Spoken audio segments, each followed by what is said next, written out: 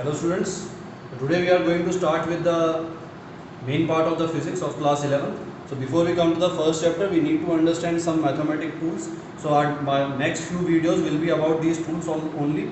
These tools math student will study in class 12 and bio students will not study obviously, but we need it in maths. We need it in physics. Okay, so I'll try to be as brief as possible. We'll do some formula that we are going to require in physics. We are not going to go in deep. Okay, so we'll start with a topic called calculus.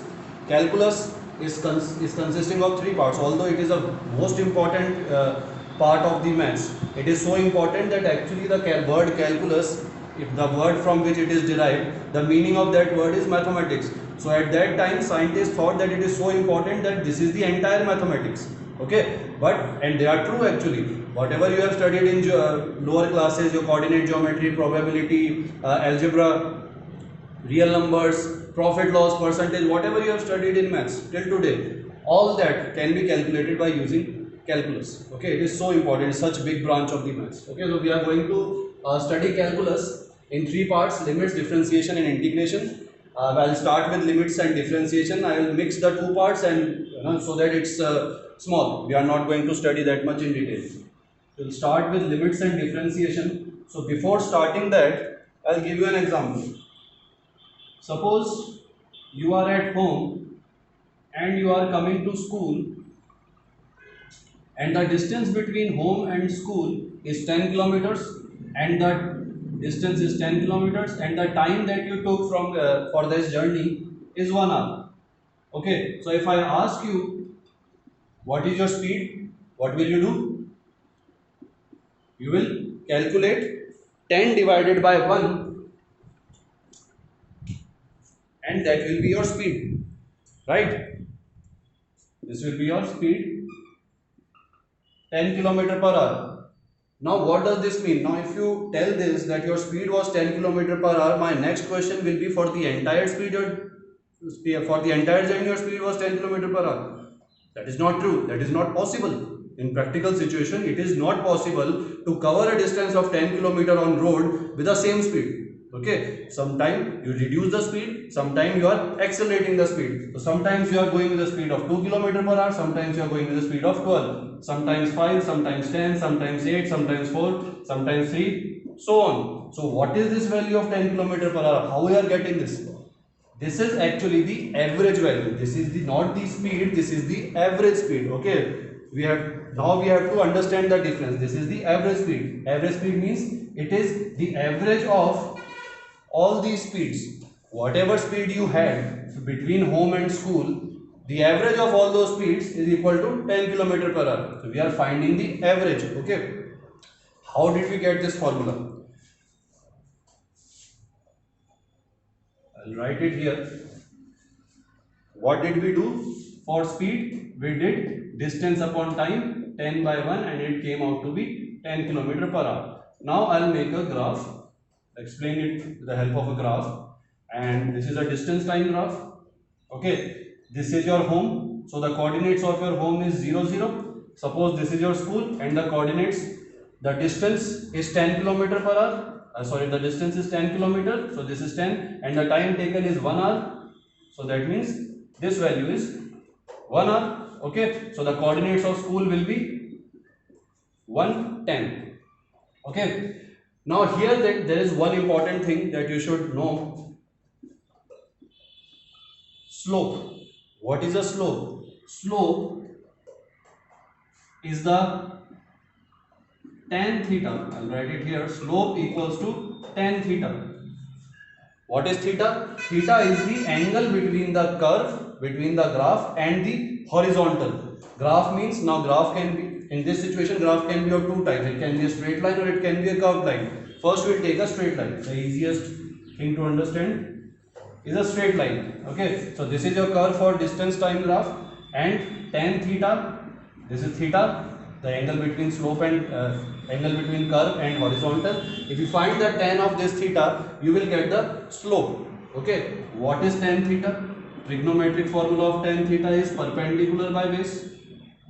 If this is a right triangle, let us say this is a right triangle, then what is the value of perpendicular? The value of perpendicular is tan value of base is 1. What is the value of tan theta? What is the value of slope? The value is 10. Same values. So what we are actually doing when we are calculating speed, we are calculating the slope of the graph. Okay. Now this slope, since it is a straight line, this slope will be same at every point. Let us take two more points. Let us take this point. Okay, this is at the half journey. This is at 5 km and the time is half hour.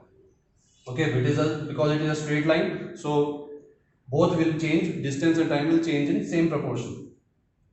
Now find the slope. Now let us take this triangle. Okay, find the slope. What is the tan theta? Perpendicular by base. Perpendicular is 5, base is half. What is the value? Again 10. Take another point. Let us take 2.5. Again half. Let us take 1 by 4. Half of this. Find the slope. Tan theta.